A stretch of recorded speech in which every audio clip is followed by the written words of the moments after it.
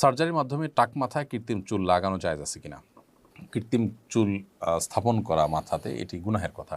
কারণ এটি এক ধরনের প্রতারণা, এক ধরনের নিজের প্রকৃত অবস্থাকে লুকানো, ভিন্ন কোনো রূপে নিজেকে জাহির করার প্রচেষ্টা, যে সেই জায়গা থেকে ইসলাম এটিকে নিষেধ করে।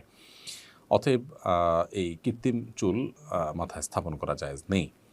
এজন্য কৃত্রিম চুলের ব্যবসা করাও জায়েজ নেই।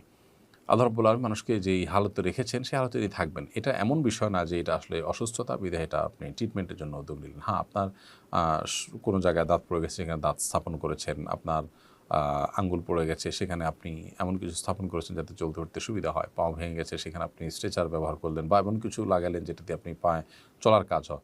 এগুলো ট্রিটমেন্টের অংশ। কিন্তু এর বাইরে আপনার আল্লাহর সৃষ্টিতে পরিবর্তন করার সুযোগ নেই।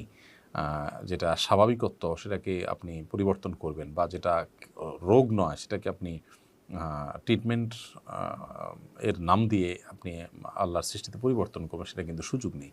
এখানে আমাদের একটা জিনিস মাথা থাকা দরকার। অনেকে মনে করতে পারে যে মাথা থেকে চুল পড়ে যাওয়া, টাক হয়ে যাওয়া, এটা তো একটা অসুস্থতা।